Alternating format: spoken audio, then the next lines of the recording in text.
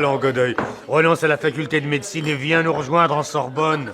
La vieille dame a besoin d'imagination comme la tienne. Ton voisin est un original et pas plus. Original, oui, bien sûr. Mais de quelle sorte? Je l'ai croisé en blouse de fromager, en veste d'encaisseur, le cheveu noir, le cheveu roux, glabre, le poil hirsute. Alors, est-ce un comédien, est-ce un malfaiteur? Ah, s'il suffit qu'on renonce à se raser 2 jours pour entrer dans ta galerie de phénomènes, regarde-moi. Mais toi, je te connais. De lui, je ne sais rien. Sinon que mon portier lui donne du monsieur Méchinet long comme le bras, qu'il rentre à la brune et sort avant le petit jour. Que cette nuit, j'ai eu à le soigner le plus mystérieusement du monde pour une blessure qu'il se serait faite lui-même à la nuque. Et que toutes ces façons m'intriguent.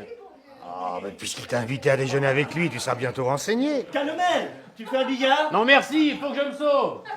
Et même en courant, je risque d'être en retard. Tout ceci reste entre nous, n'est-ce pas? Oh, je partage quelquefois les amours de mes amis, Godeuil. Jamais leur ridicule. Donc Pas un mot. Allez, va déjeuner tranquille, mon Baptiste. Eh, mais si les pâtisseries ont un certain petit goût métallique, méfiance, arsenic. Et le père Lafarge en est mort.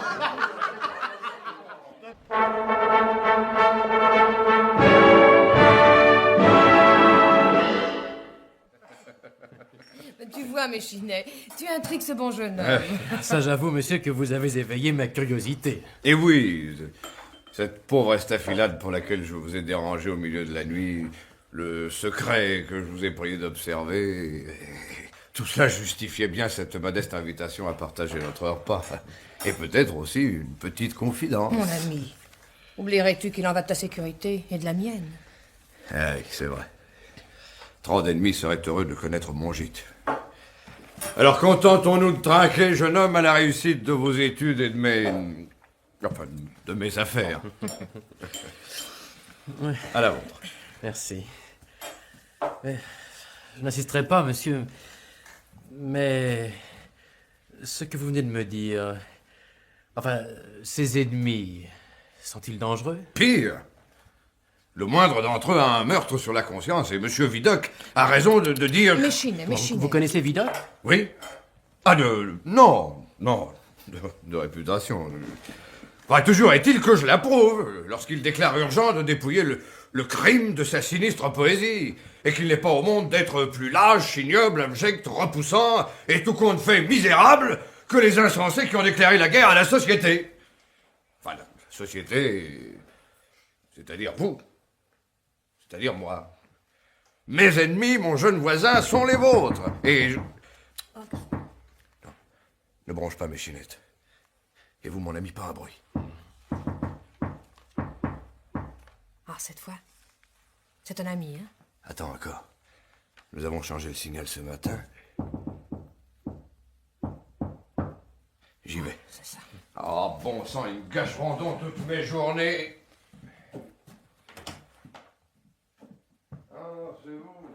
Ah, je crains bien qu'on nous enlève mon mari, monsieur, et que notre petite réunion tourne court. Mais je pensais à me retirer, madame, et croyez bien que je comprends très bien. Alors, Quoi? là, encore une lamentable histoire. Je sors, ma bonne. Ouais, oui, je crains bien d'être occupé pour quelques heures. Vous m'excuserez, mon cher Godet? Je dois descendre moi-même, alors ne vous excusez pas, monsieur. Bien, pressons-nous. Tiens, voici ton écharpe. Merci. Que Dieu te protège encore cette fois-ci, Méchinet. Ouais. Et ne va pas me prendre un mauvais coup, Ouais. hein? Ou même un rhume. Oui, tiens. Et toi, ferme bien au verrou. Hein. Oui. Alors, je devrais être parti. Ouais.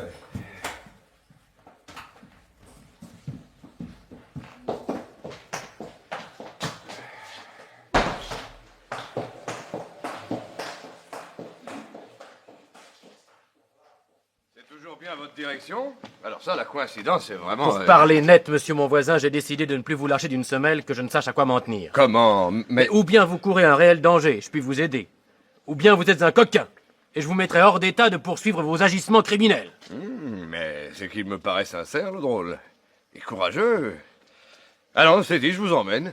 Un carabin, ça doit avoir le cœur rompu à ce genre de spectacle. C'est bien, suivez-moi si vous avez de bonnes jambes. Mais où courons-nous, monsieur? Au Batignolles, mon ami, au Batignolles.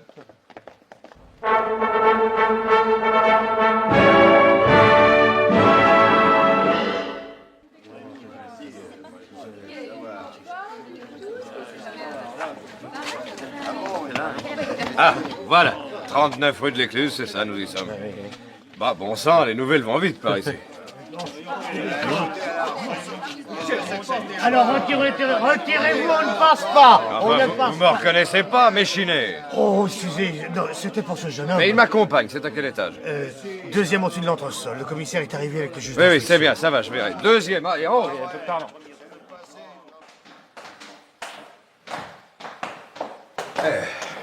Maintenant, mon cher, je dois vous avertir. Derrière cette porte, vous guette l'initiation magique. Vous pouvez encore renoncer. Non? Bon. Observez donc.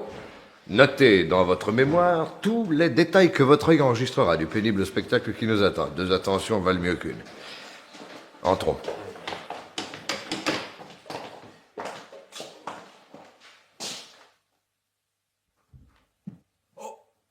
Mais il est... Eh oui, oui, il est mort, oui. Assassiné.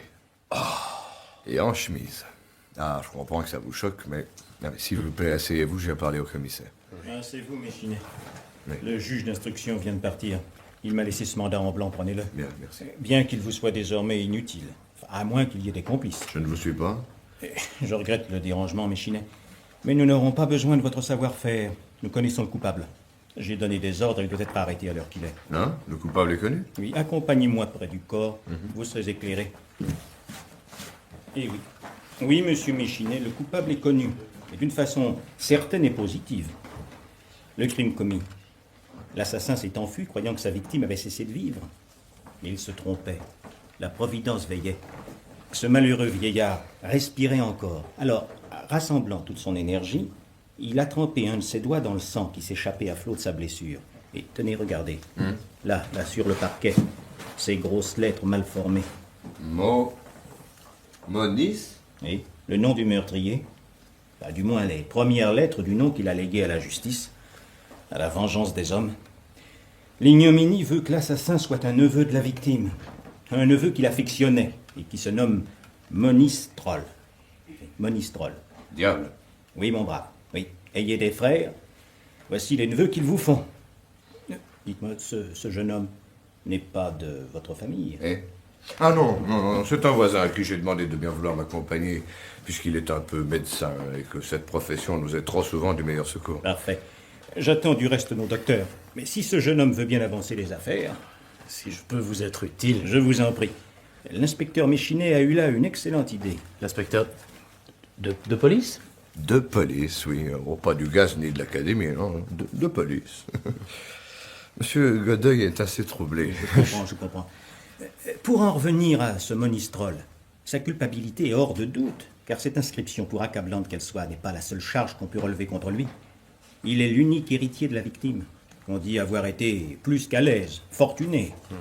De plus, c'est hier au soir que l'assassinat a été commis. Ah oui, ça je le crois, en effet. Et bien sûr, bien sûr. Eh bien, hier au soir, le pauvre vieux n'a reçu qu'une seule visite. Ah. De qui? De son neveu. La concierge l'a vu arriver vers 9h. Et c'est peu avant minuit qu'il a demandé le cordon pour sortir. Non, décidément, ce Monistrol n'est qu'un imbécile. A-t-il seulement volé quelque chose, fracturé un meuble, pour nous donner le change? Et voyez plutôt, rien ne paraît dérangé. Non, vous l'avez dit, non, ce misérable n'est pas fort. Ses aveux ne tarderont pas. Eh bien, je vous écoute, jeune Esculape. Vos conclusions. Eh bien, la victime me paraît âgée de 70 à 75 ans. Sans le neveu, elle marchait à coup sûr vers la centaine. Eh ben. Le visage est serein, tenez, regardez, presque souriant. Le premier coup a suffi. La plaie révèle une arme à 2 fils tranchants, oui, les 2 arêtes d'une lame aiguisée. Un couteau catalan, peut-être. Bien qu'il me paraisse malcommode, pour ne pas dire dangereux, de promener avec soi une arme dont la pointe est redoutablement effilée. Voulez-vous parler de ces poignards dont la lame n'est pas repliable? Oui, monsieur, oui. Non, mais ce qui m'étonne... Allez-y. Le moindre détail mérite examen. Vous me paraissez doué pour l'observation. Ce qui m'étonne, c'est ce visage paisible. Comment peut-on souffrir assez longtemps pour inscrire ces quelques lettres et conserver dans la mort cette sérénité qui expliquerait mieux la soudaineté d'une attaque, la surprise? Oh! Les mains. Oui. Les mains. Eh bien, bien quoi les mains? Oh. Mais oui. Mais oui. La main droite est intacte. C'est la main gauche qui est toute tachée du sang avec lequel il aurait écrit. Oh, de la main gauche. Jeune homme, je suis une vieille bête. Ah oui, j'allais me laisser faire. Monsieur le commissaire, ce n'est donc pas ce pauvre vieux qui a tracé les lettres qui sont là. Bon sang. Et dire que je n'y avais pas pris garde. Eh oui, ce sont les choses qui crèvent les yeux qu'on ne voit pas. Enfin, qu'importe. Du moment que ce n'est pas le vieux qui a écrit, c'est celui qui l'a tué. Évidemment, évidemment. Et ça change tout. Peut-on imaginer un assassin assez stupide pour se dénoncer lui-même, en écrivant son nom à côté du corps de sa victime? Ah, les apparences nous ont trompés. Monistrol n'est pas coupable. Entrez. C'est votre tête Goulard, l'agent que j'avais chargé de joindre l'assassin. Enfin, l'assassin présumé. Anciennement présumé, puisque tout est changé. Hélas. Vos ordres sont exécutés, monsieur. Monistrol est arrêté et écroué au dépôt. Oh. Il a tout avoué. Avoué. Ah, mais c'est merveilleux. Rien de changé. Ah, Goulard, voyons, tu te trompes ou tu nous trompes, pas de milieu. Je vous jure, monsieur Méchinet. Bah, tais-toi. Ou bien tu as mal compris, ou bien tu es grisé de l'espoir de nous étonner en nous annonçant que l'affaire est réglée. Permettez mes excuses. Je sais ce que je dis. Je ne suis ni un imbécile, ni un menteur. Oui. Modérez-vous, inspecteur, modérez-vous. Laissez-le s'expliquer. Nous vous écoutons, Goulard. Alors, je raconte la chose. Telle que la chose s'est passée. Monsieur le juge et vous, monsieur le commissaire ici présent, nous avez chargé, moi et le brigadier Poltin, d'arrêter le nommé Monistrol, bijoutier en faux et imitation, domicilié rue Vivienne, 75. Le dit étant inculpé d'assassinat sur la personne de son oncle. C'est exact. Là-dessus, tous les deux, Poltin, nous allons où j'ai dit, en fiacre. Et nous arrivons juste pour trouver le Monistrol qui sortait de table, après dîner avec sa dame. La femme Monistrol, 25 à 30 ans, une beauté, le genre chanteuse. Mais tu ne pourrais pas presser un peu le mouvement? Je raconte. Donc on entre. Le particulier nous voit, tous deux Poltin en paire. Il se dresse, avance. Qu'est-ce que vous voulez? Nous, polis. Au nom de la loi... Qu'est-ce que vous voulez? Au nom de la loi, je vous arrête. Vous m'arrêtez? C'est impossible, c'est une erreur! Non, monsieur. Si vous êtes le sieur Monistrol, c'est possible. Et c'est pas une erreur. Je suis Monistrol. Pourquoi m'arrêtez-vous? Ne faites pas l'enfant. Et votre oncle? Hein? Votre oncle? On a des preuves. Le cadavre a causé. Oh mon Dieu. Ce n'est pas vrai. Le cadavre. Croyez-moi, le plus court est de tout avouer. Avouez. Oui, j'avoue tout. J'avoue! Oui, j'avoue! C'est bon. En route. Dès l'instant que vous avouez, vous allez au dépôt. Vous allez au dépôt. Poltin et moi, on croyait l'affaire dans le sac. What? La femme Monistrol, elle était restée comme évanouie sur un fauteuil. Pas un mot au ras des lèvres. Toujours belle, on peut le dire, mais le genre belle évanouie, quoi. À peine on touche à son homme qu'elle bondit comme une lionne. Et lave la clouée au travers de la porte avec les bras comme une crucifiée. Vous ne passerez pas, elle criait. Parole d'honneur, elle était superbe. Et d'autant plus blonde que ses cheveux s'étaient défaits. J'hésite la seconde de dire « Allons, la petite mère, nous fâchons pas, on vous le rendra. » Mais elle se cramponnait à moi, au mari, à Poltin, aux meubles. Tantôt elle criait, tantôt elle prenait une voix de gamine. Et le monde commençait de mettre son nez sur les vitrines. Cher bien-aimé, elle disait, on t'accuse d'un crime, mais c'est faux, dis-leur que t'es innocent. Elle était partout, comme un chat qu'on veut fourrer dans un sac. On devenait ému à la fin. Et c'est lui, le Monistrol, qui nous en a débarrassé d'une bourrade. Mais alors là, d'une bourrade, hein. On a profité du moment pour emballer l'individu. Emballer, c'est le mot juste. Un paquet. Et sans compter qu'il était lourd à porter et qu'on avait son chien. Un sale roquet noir qui nous courait dans les jambes et voulait grimper dans le fiacre avec nous. C'est Poltin qui l'a évanoui, celui-là. D'un petit coup de talon. Pendant tout le chemin, pas un mot. On aurait voulu le faire jaser, mais rien. Pas une parole. À la préfecture, on l'a fait mettre au secret avec un surveillant en observation au guichet. Et comme on sortait, j'ai encore dit, pour savoir. Ainsi, vous avouez coupable. Il a baissé 2 fois la tête pour dire oui. Oui. Et je l'ai à peine entendu qui ajoutait la voix rauque. Laissez-moi. Je vais être seul. Voilà. C'est bien, Goulard. Clair et précis. Parfait. Eh bien, vous avez entendu aussi bien que moi, Méchinet. Comment, après cela, douter de la culpabilité de cet homme? Ah oui, tout cela est bel et bon. Mais si nous admettons cette culpabilité, nous devons admettre également que c'est lui qui a écrit son nom là par terre. Et alors là, c'est un peu raide. Oui. Mais du moment qu'il avoue, l'instruction nous donnera l'explication de cette obscurité secondaire. Bon. Eh ben, je vais interroger la concierge, si vous ne jugez pas ça superflu. Interroger, mon ami, interroger. Rien ne peut lui faire plus plaisir. Quant à moi, ma religion est faite.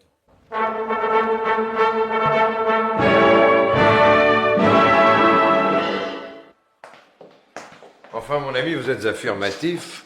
Mort instantanée. D'après sa blessure et son aspect, j'en ferai le serment, monsieur l'inspecteur. Oui, bon, bien. Soyez discret, je ne vous en demande pas plus. Nous connaissons donc deux éléments d'enquête importants. La mort instantanée et le poignard. Le poignard est hypothétique. Non, j'ai ramassé ceci. C'est plus qu'un indice, hein. Une pièce à conviction lorsque viendra l'heure de convaincre. Ce bouchon? Ce bouchon, examinez-le bien. Il couvrait une bouteille de vin. L'odeur n'est pas trompeuse. D'un côté, ce cachet de cire verte, ça c'est peu commun. De l'autre, cette entaille, qui ne peut être que l'empreinte laissée par la pointe d'une arme qu'on a fichée dedans pour la moucheter à la façon d'un fleuret. Alors je maintiens que vous avez le don d'observation le plus vif. Cependant, il nous reste beaucoup à apprendre dans cette affaire. Enfin, la concierge va nous aider. Suivez-moi dans sa loge. Personne? Hola, concierge! Alors, on arrive! Pressez-vous, bon sang!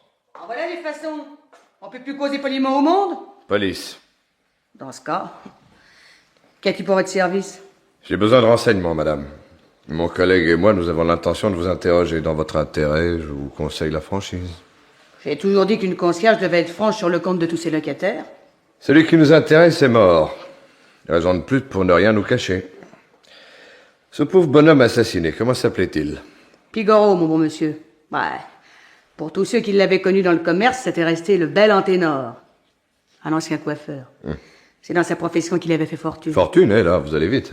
J'ai entendu dire à sa nièce qu'il se laisserait pas couper le cou pour 1 million. Peste. Et cet Anténor, enfin, monsieur Pigoro. Oui. Quel genre d'homme était-ce? La crème des hommes, mon cher monsieur. Il était bien un peu maniaque et tracassier et regardant. Aux étrennes, il me souhaitait juste la bonne année. 2 ou 3 fois, par exemple. Mais pas fier. Et drôle, mais drôle. On aurait passé des nuits à l'écouter raconter ses histoires sur toutes les jolies femmes qu'il avait frisées. Vous connaissiez ses habitudes? Quoi vous pensez? C'est moi qui m'occupais de son ménage. Enfin, je m'occupais, manière de dire, parce que il faisait tout lui-même. Il balayait, il époussetait, il frottait. Une manie presque. Et réglé comme une montre. À midi, le bol de chocolat. Et par-dessus, un grand verre d'eau. C'était son déjeuner. Jamais de vin. Oui? Vous lui en auriez pas fait boire une goutte. Sobre comme un chameau, si on peut dire, d'un pauvre défunt. Et propre, coquet. Tous les après-midi sur le boulevard. Dîner à 6h, dans une pension bourgeoise, rue de la Paix. Ensuite, sa partie de jaquet jusque vers 11h. Un seul défaut. Porté sur les femmes. Je lui disais souvent, à votre âge, vous n'avez pas honte? Il me répondait, non madame, à mon âge, on n'a plus honte. On a peur. Et il clignait de l'œil là-dessus. Eh bien, il recevait beaucoup de monde? Son neveu, tous les dimanches, il l'invitait chez la tuile à dîner. Dites-moi, son neveu, ils étaient bien ensemble? Les 2 doigts de la main, bon monsieur. Ouais. Et la femme du neveu? Comment étaient-ils ensemble, l'oncle et la femme du neveu? Les 2 oreilles. C'est-à-dire? Vous pouvez pas se voir. Tiens. C'était même son seul sujet de dispute avec monsieur Monistrol. Feu Anténor disait à son neveu, tu l'aimes trop. Une seule femme, c'est toujours trop. Elle te mène par le bout du nez. C'est une orgueilleuse et vous finirez sur la paille. C'est que madame Clara voulait emprunter 100 000 francs à ce vieux ladre pour monter un commerce de bijouterie au Palais Royal. Mais lui, rien à faire. C'est mon argent, je l'ai gagné, je le garde. Et quand je serai mort, eh ben ça y est, il est mort. Ah, ça. Et qui a découvert le crime? Bah, qui voulez-vous? Moi, comme toujours. Enfin, je peux dire que ça risquait pas d'arriver à d'autres, allez. En montant son chocolat sur le coup de midi, j'ai une clé pour le ménage. J'ouvre, j'entre, et qu'est-ce que je vois? Oh mon Dieu! Votre douleur plaide pour votre âme charitable, madame, mais comme nous sommes fort pressés, tâchez de la maîtriser. Qu'avez-vous pensé en découvrant l'affreux tableau? J'ai dit à qui voulait l'entendre, c'est son neveu qui a fait le coup, pour hériter le brigand. Une telle certitude, c'est grave. Accuser un homme d'un si grand crime, c'est le faire basculer sur l'échafaud. Qui voulez-vous que ce soit? Il est venu voir son oncle hier soir. Pas tranquille sûrement. Lui qui me parle toujours, il m'a rien dit le mauvais. Il a pu recevoir une autre visite. Personne, j'ai pas bougé de ma loge. Personne. Vous l'avez bien vu, bien reconnu? Oh, permettez. Je l'ai pas dévisagé. Il a passé vite comme une ombre, en tâchant de se cacher. Et le corridor est mal éclairé. Comment osez-vous prétendre que vous l'avez reconnu dans ces conditions? Mon petit monsieur, si j'ai pas vu la figure du maître, j'ai vu le museau du chien. Comme je le caresse toujours, il est venu dans ma loge et j'allais lui donner un os quand son maître l'a sifflé. De quelle race, ce chien? Toute. D'un peu loin, on le prendrait pour un de ces petits loulous noirs comme on avait les conducteurs autrefois. On l'appelle Pluton. Il a une tache blanche au-dessus de l'oreille. C'est bien, madame, vos renseignements nous sont précieux. Je vous salue.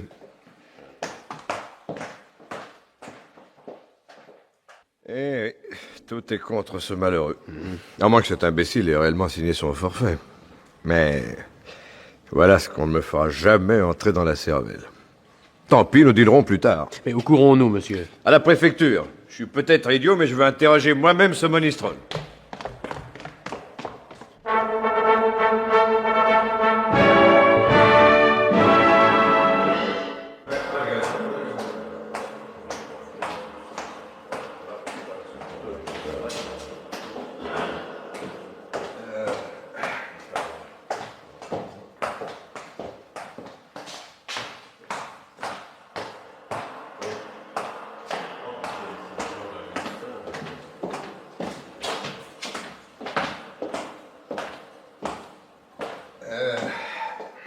Les condamnés au secret.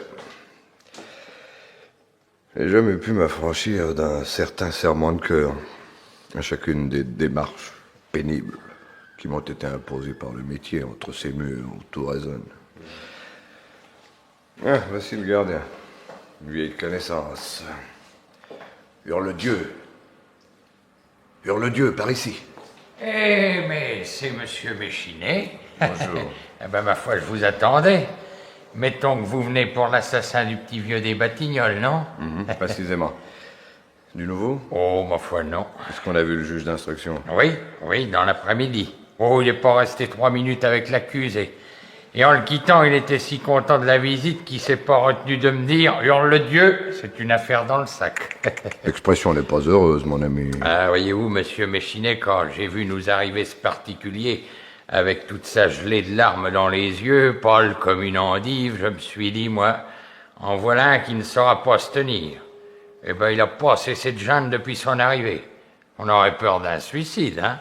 Je dois le surveiller, je surveille, c'est l'habitude, mais c'est inutile, ça. Ce gaillard-là tient à sa peau plus qu'à celle des autres. Tiens, tenez, monsieur Méchinet, si vous voulez jeter un petit coup d'œil. Allons-y, mais je n'aime pas épier ces misérables.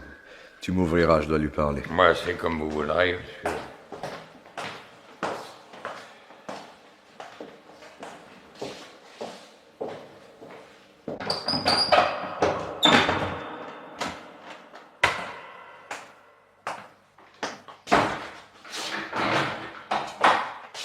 Mais qu'est-ce que c'est encore? Mais que me veut-on à la Monsieur fin? Monistrol, ne vous alarmez pas. Mon Dieu, croyez-vous utile à votre cause de vous mettre en de pareils états? Je conviens que la situation n'est pas réjouissante. Cependant, si j'étais à votre place, je voudrais prouver que je suis un homme. Je crierais mon innocence. Je ne suis pas innocent. Je ne suis pas innocent. Quoi? C'est vous? Oui, c'est qui- moi, oui. Oui, c'est moi seul. Mais combien de fois devrais-je le répéter? Je l'ai dit à vos agents, je l'ai dit à vos gardiens, je l'ai dit à votre juge. J'ai tout avoué. J'ai signé mes aveux, alors que demandez-vous de plus? Mais je sais ce qui m'attend. J'ai tué, je dois être tué. Je n'ai pas peur, allez. Coupez-moi le cou. Un instant. On ne coupe pas le cou aux gens comme aux canards. Vous avez avoué, vous avez signé bien. Mais vous n'avez pas prouvé que vous êtes coupable. Et la justice, au reste, comprend certains égarements, certaines fatalités. Certaines circonstances atténuent la rigueur de la peine. Vous en vouliez donc terriblement à votre oncle. Non, Alors, pourquoi? l'héritage. Mes affaires étaient mauvaises. Allez vous en informer, j'avais besoin d'argent. Hein? Mon oncle était riche. Je suis son seul héritier. Je comprends, vous espériez échapper à la justice. Mais je l'espérais. Bien qu'il me soit pénible de venir en aide à un assassin, je puis hâter les choses selon votre désir. Quelques points demeurent obscurs. Par exemple, où avez-vous acheté le revolver qui vous a servi à commettre le meurtre? Je l'avais. Depuis longtemps. Ma profession de bijoutier m'imposait quelques précautions. Et qu'en avez-vous fait après le crime? Je l'ai jeté, quelque part, sur le boulevard extérieur. C'est bien, nous le rechercherons. Ce que je ne m'explique pas, c'est que vous vous soyez fait suivre de votre chien. Quoi? Mon chien? Pluton, le concierge l'a reconnu. Mon pauvre Pluton. Oh. Monsieur... Oui, quoi? Rien. Vous ne m'arracherez plus un mot. Vous m'avez assez torturé, laissez-moi. À votre aise. Gardien.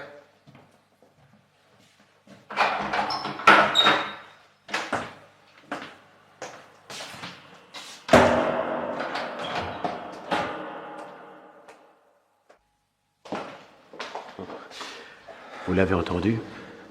Le revolver. Cet insensé ignore la façon dont a péri son oncle. Enfin, est-il possible de douter encore de son innocence? Qui sait? J'ai vu de fameux comédiens au cours de mes travaux, Godoy. Enfin, c'en est assez pour aujourd'hui. Dis donc, je vous ai privé de dessert à midi.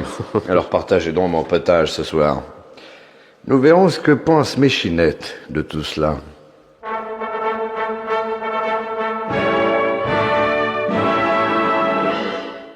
Eh ben, mon ami, je pense de tout cela que tu as commis plusieurs fautes. Bon. Oui. La première, et Monsieur Godoy excusera la liberté de mon propos, est que tu te sois confié à notre voisin. Voyons, Mais voyons, en lui révélant ta situation, tu l'as initié à notre secret. Bah, où est le mal? Oui.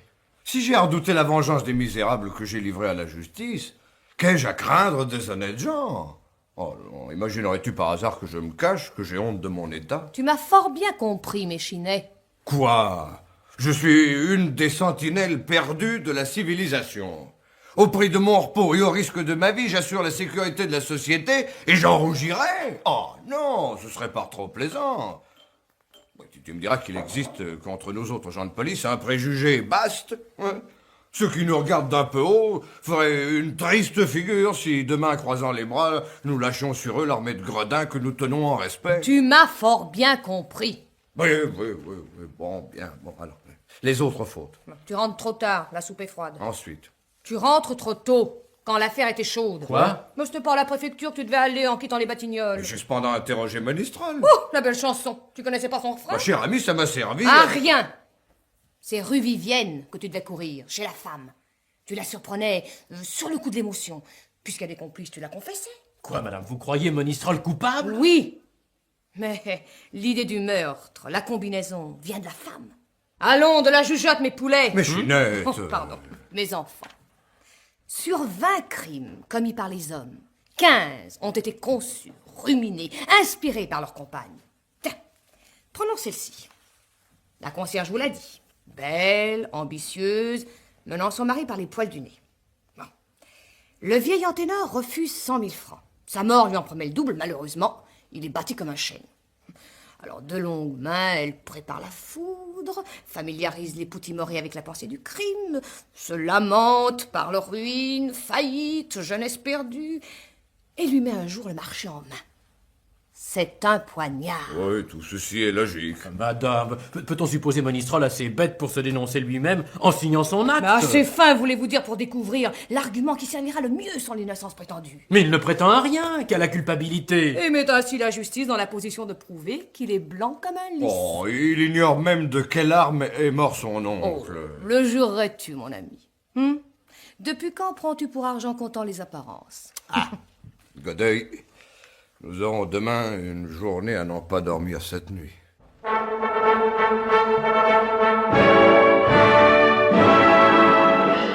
Oh. passe pour un malin à la préfecture. C'est que je consulte ma femme comme Molière sa suivante. Et je m'en trouve bien. Pour elle, tout crime est assorti de machiavélisme, d'intrigue, de stratagème diabolique. Et moi, j'ai le défaut opposé. Je considère la bêtise comme le premier fournisseur du meurtre. Eh bien, de nos consultations, je tire souvent un grand bénéfice, la lumière. Et vous avez pénétré le mystère de l'affaire Monistrol? Un moyen, du moins, d'enforcer la serrure. Une clé. Ah, d'abord, nous allons faire quelques visites, s'il vous plaît. Vous voyez cette boutique là-bas avec une enseigne en déconfiture? C'est celle des Monistrol. Nous y allons? Ah, pas si vite, mon bon, pas si vite. Les bourgeois en savent long sur les bourgeois et les Auvergnats sur l'Auvergne. Qu'était-il, ce Monistrol? Commerçant? Eh ben, faisons parler le commerce.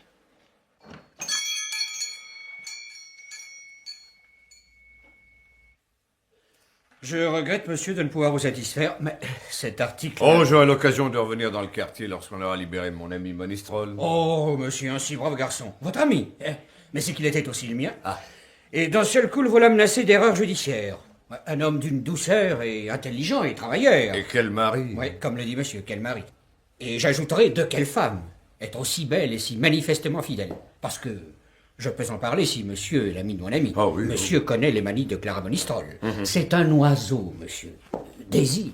On veut de la plume, on veut de la dentelle, on veut du bijou, on sourit, on vous regarde à la biche, mais on est une épouse respectable. Et Monistrol peut porter haut le front, rien n'y a poussé. Vous me comprenez, monsieur? Oui, oh, je vous comprends. Vous m'excuserez, mais une course urgente. Je vous en prie, au plaisir de vous revoir, messieurs.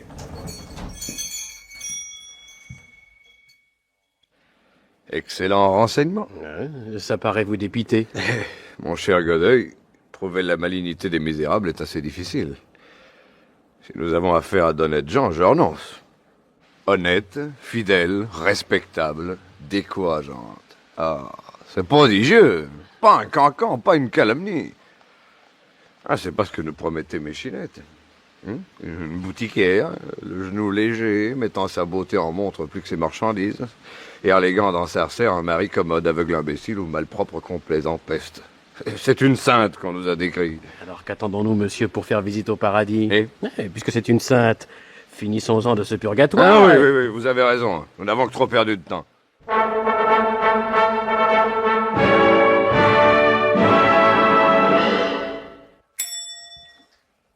Que désirez-vous, messieurs? Vous êtes la femme Monistrol? Non, monsieur. Non, madame est allongée. Je vais la prévenir. C'est inutile, nous la préviendrons nous-mêmes. Qui est-ce encore, Louise?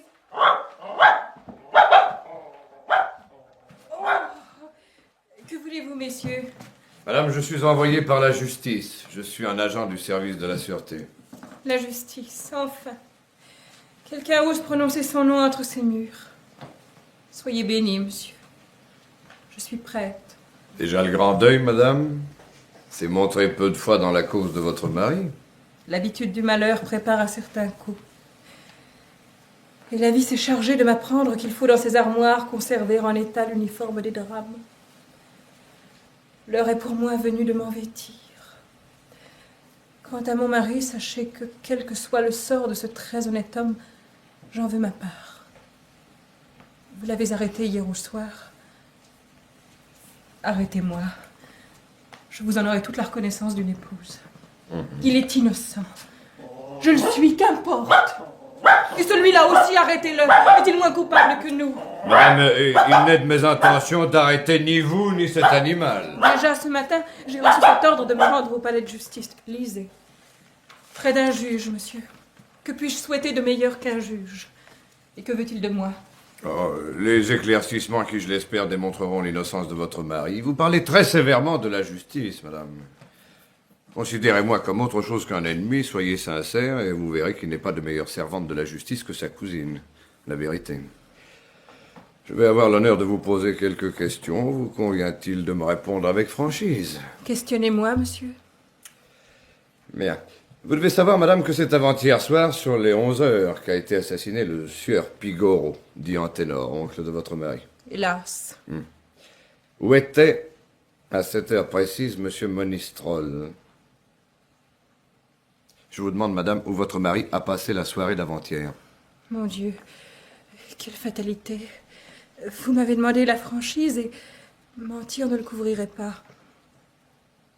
Avant-hier, mon mari a passé la soirée hors de la maison. Savez-vous où il était? Oui, c'est-à-dire...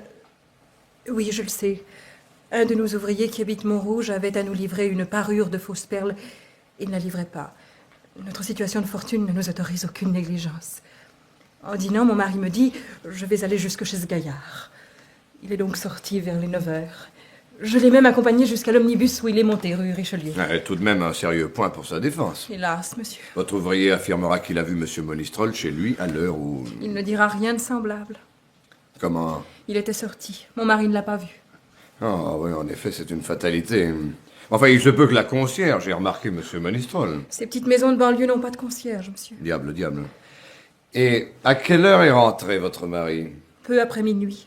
Vous ne pensez pas que ce fut une longue absence? Moi aussi. Je lui en ai fait le Et reproche. qu'a-t-il répondu? Qu'il faisait doux, qu'il avait pris par le plus long, en flânant, qu'il s'était arrêté dans un café pour boire un verre. Sa physionomie au retour. Fâché, contrarié. C'était bien naturel. Quels vêtements portait-il? Si vous l'avez vu depuis son arrestation, les mêmes, monsieur. Il n'en a pas changé. Vous n'avez en somme rien remarqué, rien observé en lui d'extraordinaire? Rien. Me permettriez-vous... Monsieur Godet est mon voisin. Mon voisin de bureau. Je devrais dire mon adjoint. Je vous écoute, monsieur. Eh bien... comment dire... Madame, à l'heure où votre malheureux époux courait inutilement à Montrouge, à la recherche de son ouvrier, vous-même, où étiez-vous? Moi? Mais Oui, où étiez-vous? ici? J'étais ici. Mes témoins vous l'affirmeront. Des témoins? Il faisait une telle chaleur que j'éprouvais le besoin de me rafraîchir. J'eus l'envie d'une glace. La prendre seule m'ennuyait.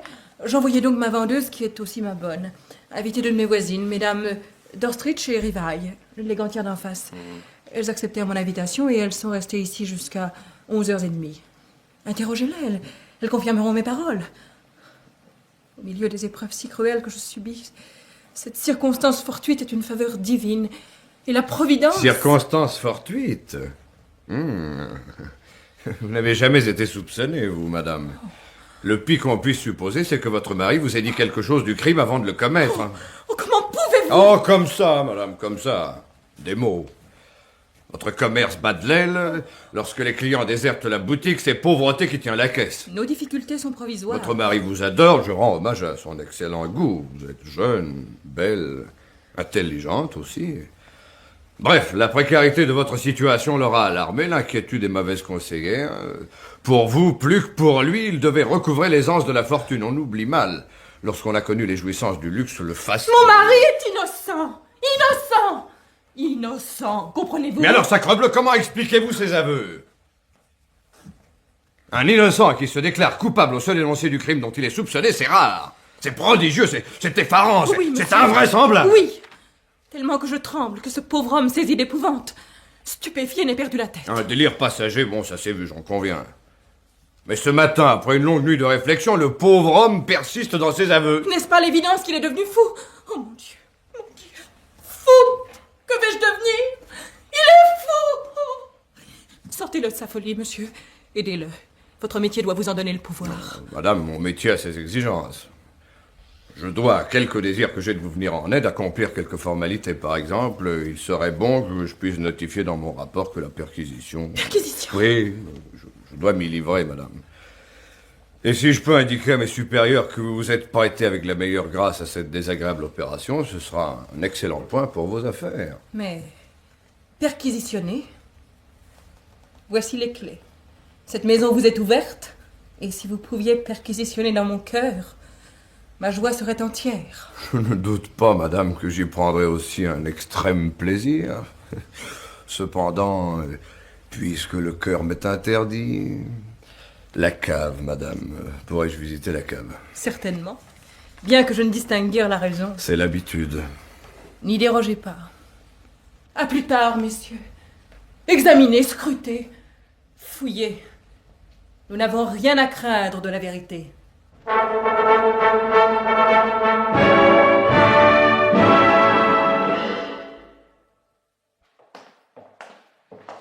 C'est une tragédienne que cette femme.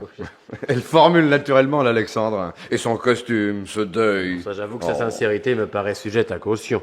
Bien entendu, nous n'avons rien trouvé, ni pour l'accusation, ni pour la défense. Reste la cave. Vous m'avez deviné, Godeuil. Ah ben, si nous trouvons quelque chose, c'est la cave qui nous le livrera.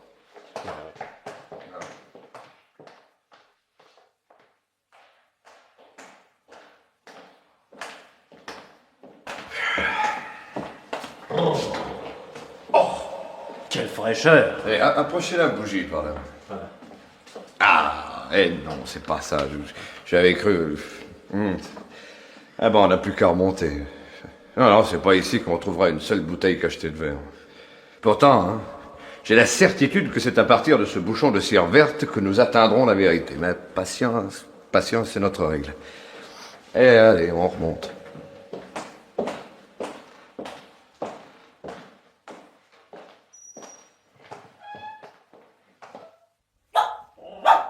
Eh bien, messieurs. Eh bien, c'est excellent pour votre mari, j'en étais à l'avance convaincu. Nous sommes bredouilles, madame. Plutôt, taisez-vous. Méchant, plutôt. Mais il mordrait, dites donc. Non, il n'est pas méchant. Nous l'avons dressé à montrer les crocs parce qu'étant bijoutier, nous sommes plus menacés des voleurs que d'autres. Ah oui. Beaux olivaux. Pluton, il faut Pluton. Inutile de l'appeler, monsieur. Il ne vous obéira pas. Il est comme toute sa race. Tiens. Il ne connaît que la voix de son maître et la mienne. Oui, et... Godeuil. Où donc était-il, madame, ce chien fidèle, le soir du crime? Où était Pluton je ne sais pas, je ne me rappelle pas. Mais il a suivi votre mari, peut-être? Ah oui. Oui, cela me revient. Il a suivi mon mari. Dans l'omnibus. Car c'est bien ce que vous avez déclaré, j'ai accompagné mon mari jusqu'à l'omnibus. Oh, il aura suivi la voiture, et voilà tout. C'est ça. Il est habitué à courir derrière. Bon, voyons. Venez, Godeuil. Nous avons assez importuné, madame. Au revoir, madame. Au revoir, messieurs. Alors, Godeuil, qu'attendez-vous? Toi, couche. Au revoir, madame.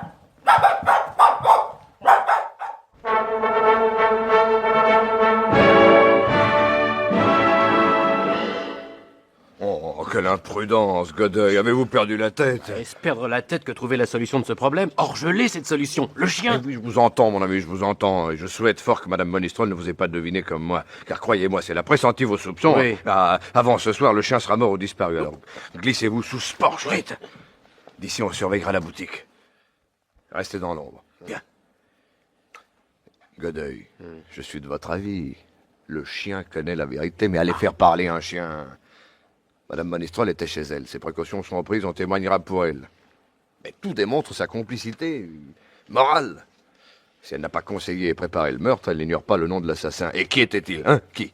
Un homme qui se faisait obéir du chien, un familier de la maison. Et qui est plus cher au cœur de cette femme que son mari lui-même. L'amant. Et quel amant, hein? Un misérable hypocrite qui, après avoir conquis l'amitié de Monistrol, s'est emparé de la femme, la domine, la tient en son infernal pouvoir. Et c'est notre chance. Les amants, criminels ou non, n'aspirent qu'à se rejoindre. Ceux-ci ont dû convenir qu'ils resteraient quelque temps sans se voir. Mais l'impatience les gagnera. Et l'impunité dont ils se croient assurés les conduira à de rapides imprudences. Alors, mettons la boutique en surveillance et avant 2 jours... Le génie de la profession, vous l'avez, oui, ça c'est sûr. Mais vous manquez de pratique. Alors ne vous montrez pas, Godeuil. Dans les grandes lignes, oui, vous y êtes. Et si je vous ai demandé de monter la garde ici, vous pouvez croire que j'attends de madame Monistrol qu'elle sorte pour la suivre. Évidemment. Non. Non. Car n'oubliez pas que je sais où elle doit se rendre. À la préfecture. J'attends qu'elle sorte, mais c'est autrement que je compte jouer le coup. Tenez, voilà qu'elle sort, avec l'affreux cabot dans ses joues. Mais restez ici, Godeuil, bon sang, on m'avait fait peur. Allons. Vous allez voir comment on mène rondement le dernier chapitre. Ah, elle a tourné le coin de la rue. Allez, hop, pas de temps à perdre.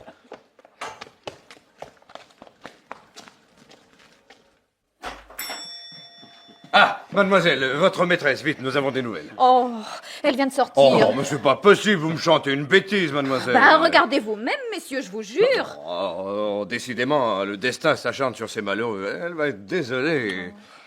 À moins À moins que vous ne puissiez la remplacer, je ne cherche qu'un renseignement. Ça, j'aurais trop de plaisir à l'aider, monsieur. Et oui, c'est au sujet de ce monsieur qu'elle m'avait prié de visiter. Vous êtes... allons, bon, son nom m'échappe. Monsieur... vous ne connaissez que lui. Non, ça, je ne vois vraiment pas. Alors, l'ami de la maison, celui à qui votre diable de chien obéit comme à son maître. Ah, monsieur Victor. Voilà, Victor, monsieur Victor. C'est l'ami de vos patrons. Oh, ça pour sûr, c'est même le meilleur ami de monsieur. Pensez donc, ils ont été ouvriers bijoutiers ensemble dans leur jeunesse, alors. Et maintenant, monsieur Victor travaille pour nous à domicile. Vous le voyez souvent ici? Sans madame, on le verrait tous les jours. Tiens. Ah oui, ça. Elle est un peu jalouse, madame. Elle dit que monsieur Victor fait de son mari ce qu'il veut, aussi bien que de son chien. Dites-moi, justement, elle m'a donné une commission à lui faire et j'ai égaré son adresse. Alors, si vous la connaissez... Oh, ça vous pensez.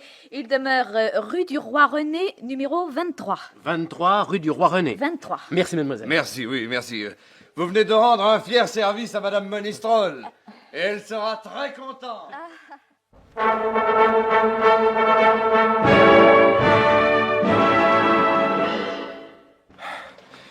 On n'a pas perdu de temps. Hein. Voyons, 23, c'est cette maison. Oui, c'est là. Si le juge qui est en train d'interroger la femme se doutait que je vais utiliser son mandat en blanc pour innocenter le mari, il me croirait dément. Attention, quelqu'un. Monsieur le concierge, je viens pour Victor. 4e droite. Il est chez lui? Vous verrez bien. Ce que je peux dire, c'est que je l'ai pas vu descendre. Ah, merci. Dites-moi, je voudrais le régaler d'une bonne bouteille, ce brave Victor. Vous savez pas qui c'est, son marchand de vin par ici, non? En face. Il y en a pas d'autres. Parfait, merci, monsieur.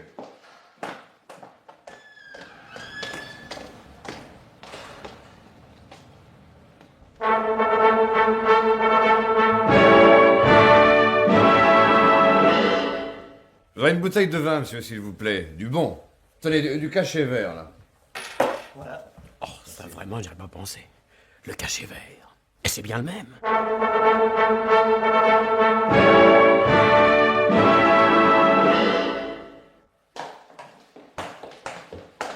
Chut. Et maintenant, prenez garde. Bien.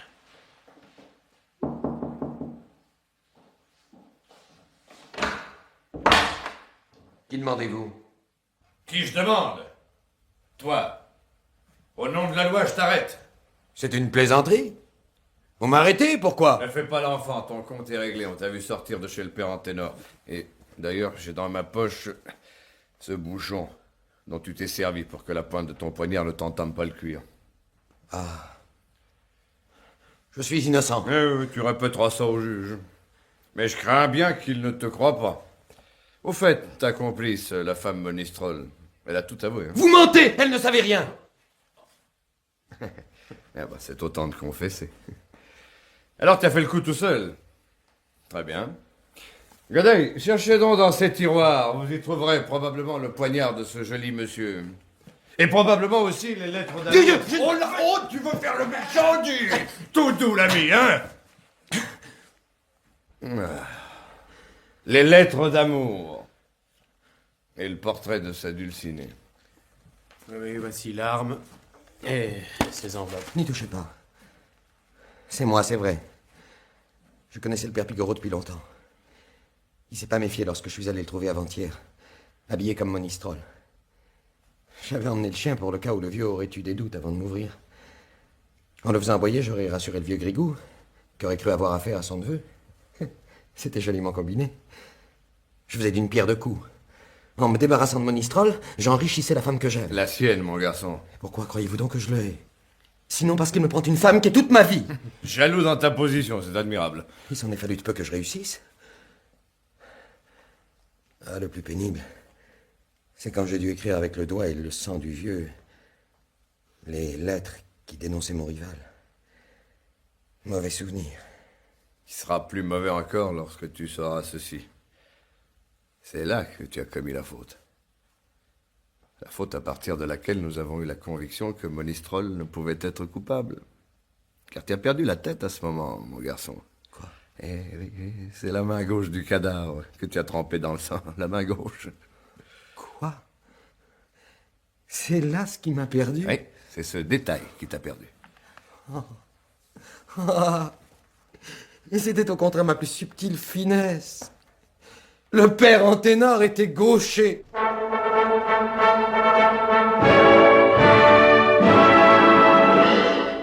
Eh bien, Godeuil, cette affaire du petit vieux des Batignolles aura eu d'excellentes conséquences. Votre vocation, d'abord.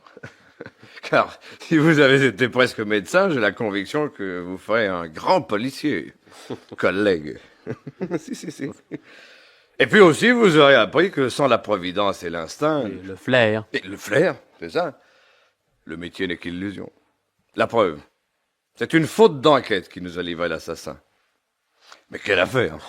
Un chien qui dénonce le coupable par son silence, un cadavre qui écrit avec son sang, un innocent qui s'écrit coupable... Ah, on vous a gâté, c'est vrai. J'entends encore le mari aux assises. Je voulais me sacrifier pour ma femme. Je l'aime, je la croyais coupable. L'était-elle? J'en jurerais. Enfin. Victor est au bagne, et pour les monistrolles, ça vaut guère mieux. Hein. Fini la bijouterie. Un infâme tripot sur le cours de Vincennes, voilà où ils en sont. Et vous verrez qu'un jour, nous retrouverons cette malheureuse fille publique près de quelques casernes. Oh, venez! Méchinette sera furieuse si nous laissons retomber son soufflet au fromage.